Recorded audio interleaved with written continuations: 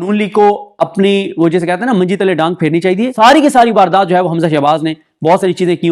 शरीफ खानदान में ये बहुत डिवाइड आ गया है। नवाज शरीफ के साथ जो कुछ हो उसका सबसे बड़ा बेनिफिशियरी कौन है मुझे बताएं। मुझे एक प्रेसिडेंट ऑफिसर ने बताया, उसने कहा कि मुझे 11 बजे तक बिठाया, मुझे बार बार कहा जाता था कि साइन कर दो। उन्होंने कहा मैंने नहीं किया साइन, मैंने कहा जी जो है वो करूंगा, उससे अलावा नहीं।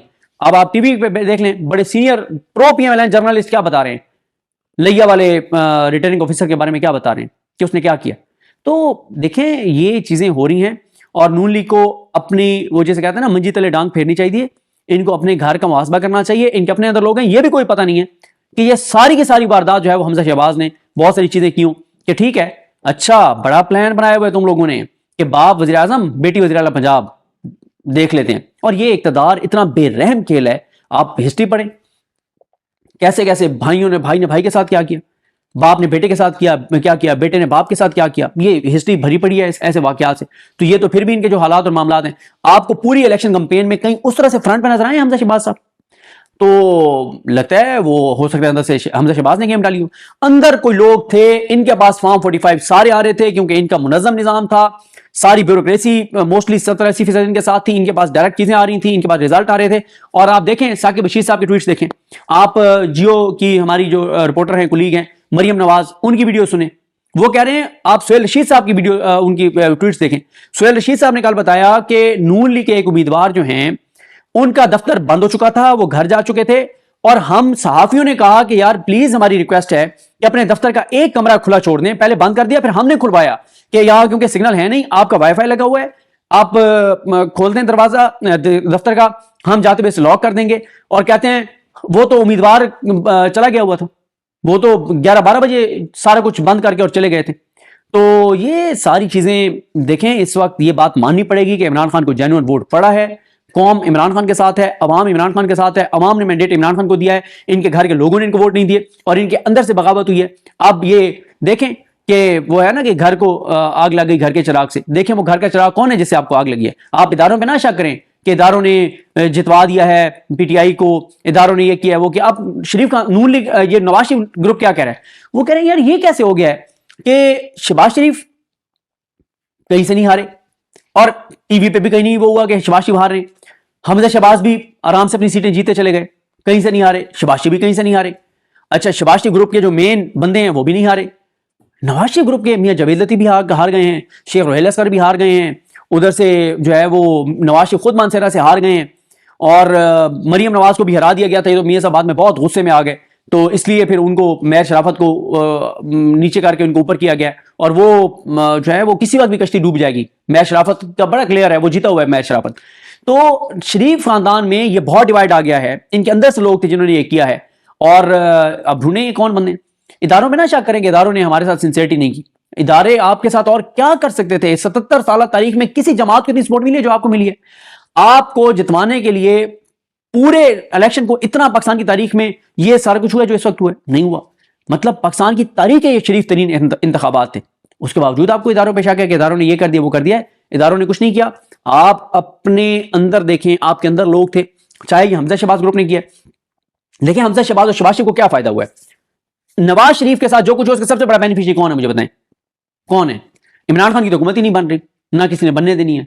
अवाम ने मैंडेट दिया इमरान खान को, अल्लाह की जात क्या करती है, अवाम क्या करते हैं वो बात की बात है। लेकिन इस वक्त नवाज शरीफ के साथ जो कुछ हुआ है उसका बेनिफिशियरी कौन है, शहबाज शरीफ। क्यों नवाज शरीफ को, मैंने पिछली वीडियो में आपको एक्सप्लेन किया कि इसलिए नहीं बनाया जा रहा वज़ीर आज़म कि जनाब ये तो जब ये रीकाउंटिंग हुई, जब ये हल्का खुला इस वाला यास्मीन राशिद वाला, ये तो चैप्टर क्लोज हो जाएगा मियां साहब का, ये वज़ीर आज़म हुए तो हमारी तो हुकूमत गिर जाएगी, फिर क्या करेंगे। तो कौन ऑप्शन है, शहबाज शरीफ साहब। नीचे मरियम नवाज साहब वज़ीर आला पंजाब, अगर मरियम नवाज साहबा जो है वो अगर नीचे जो है अगर नहीं आती तो नीचे शहबाज शरीफ ग्रुप या नीचे हमजा शहबाज को लाया जा सकता है। ठीक है, मुझे ये नहीं पता कि हमजा शहबाज कहीं से एमपीए लड़े या नहीं लड़े, और अगर नहीं लड़े तो कितनी सीटें उन्होंने छोड़नी है एमपी की, वहाँ आ जाएंगे वो। शहबाज शरीफ साहब जिस एमपी पे जीते हैं वो छोड़ेंगे, वहाँ से हमजा शहबाज बन जाएंगे और वो वज़ीर आला पंजाब बन जाएंगे, वो पहले भी बने थे। तो ये इनकी मुझे लगता है कि ये अंदरूनी इनके मामला थे। जीती तो पीटीआई जेन्युइन है, लेकिन उनके पास फॉर्म 45 पूरे 100% कहां से आ गए हैं। फॉर्म 45 तो 40 पर, अभी तो 30-35% आए थे और काम रुक गया था सारा। 100% फॉर्म 45 पीटीआई के पास कहां से आ गए? अपोजिशन यूनियन के लोगों ने बहुत एफर्ट किया है, जान मारी है, लेकिन 100% फॉर्म 45 आ नहीं सकते पीटीआई के पास। ये मैं आपको खुद ग्राउंड पे था, मैं आपको बता रहा हूं।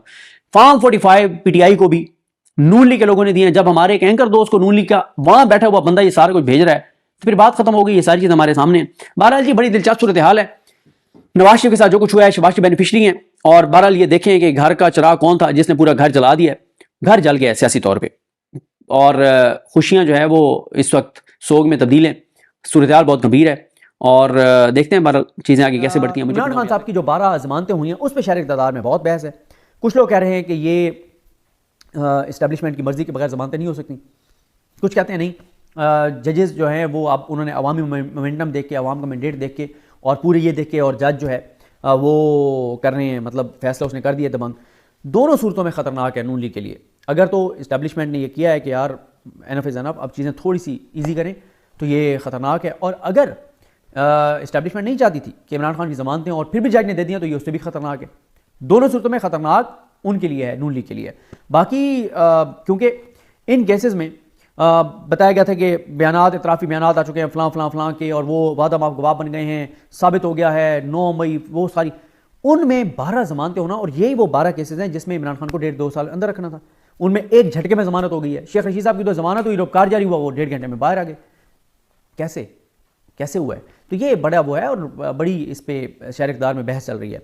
अच्छा, अब आ जाएं लास्ट जो पीटीआई का रद्द-ए-अमल है, बल्कि मैं आपको पीटीआई का रद्द-ए-अमल जल्दी जल्दी बता भी दूं, और इस पे भी मैं आपको बताता हूं कि शहर इक़्तिदार में क्या चल रहा है। देखें, सबसे पहले तो उमैर न्याज़ी साहब और सलमान सफदर साहब वहाँ मिले इमरान खान साहब को अडियाला में, और उन्होंने बाहर आकर जो गुफ्तगू की, उन्होंने कहा कि इमरान खान ने कौम को मुबारक दी है, और इमरान खान ने कहा कि कौम ने गुलामी नामंजूर के नारे को अमली जामा पहना दिया है। इमरान खान ने बुजुर्गों का, ख़वातीन का, नौजवानों का, सबका शुक्रिया अदा किया है।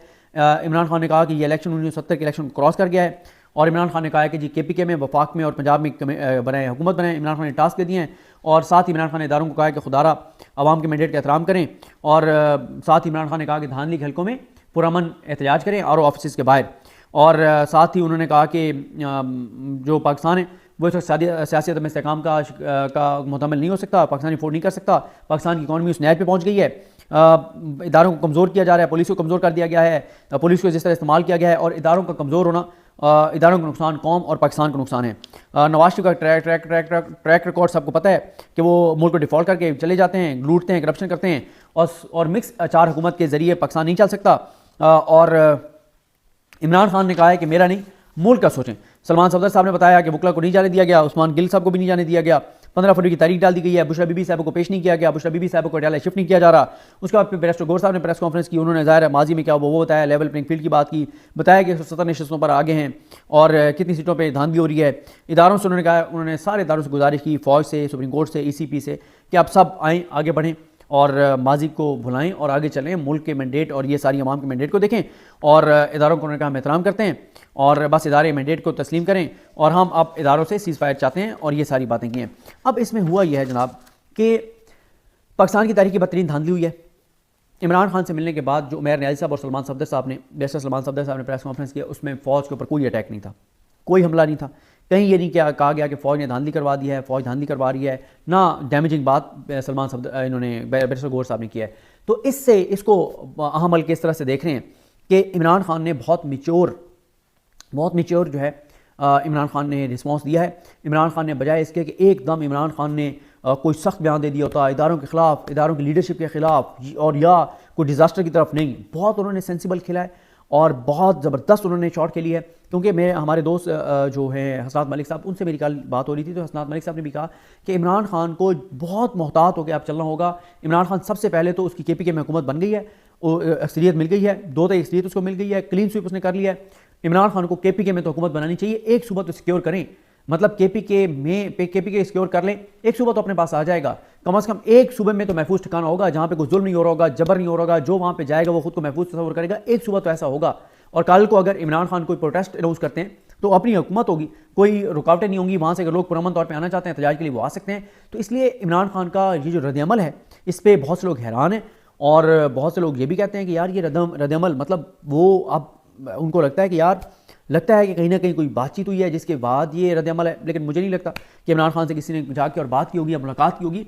लेकिन बहुत से लोग ये बात कहते हैं कि इमरान खान से बात किए बगैर कैसे इमरान खान ने इतना ऐसा रद्दअमल दिया, बजाय इसके कि वो चीज़ों को मतलब मज़ीद उसकी तरफ लेके जाएं, यानी जैसे कहें आपकी जल्दी पे तेल डालने की बजाय और चीज़ों को तेज़ करने की बजाय उन्होंने बड़ा एक कैलकुलेटेड सा जो है वो रद्दअमल दिया है। लेकिन मेरा ख्याल है इमरान खान साहब जो हैं वो क्योंकि वो उन्होंने बताया, साकिब बशीर साहब ने ट्वीट किया कि इमरान खान ने अपने वकला को कहा कि तुमने आज की डॉन का ट्यूटोरियल पढ़ा है इमरान खान ने कहा, तो उन्होंने तो इनके परखच्चे उड़ा के रख दिए, क्योंकि डॉन ने ये एडिटोरियल लिखा ना, उन्होंने कहा कि अवाम ने जो है वो सियासत में मुदाखलत को मुस्तरद कर दिया और अवाम ने अपना मंशा के मुताबिक जो है वो फैसला सुना दिया है।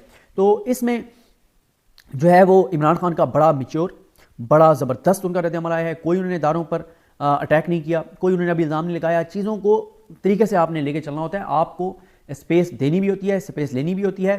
आप अभी नून लीग को तो चीज़ सूट करती है कि इमरान खान फ़ौरन इदारों में हमला कर दें, इदारे से फिर लड़ाई ले लें और इदारा कह के अब हम सवाल ही पैदा नहीं होता कहीं हुकूमत बनने दें। जितनी स्पेस मिल सकती है, और देखें सिविल सुप्रीमेसी कायम होती है जब आप इक़्तिदार में होते हैं, अपोजिशन में सिविल सुप्रीमेसी कायम नहीं होती।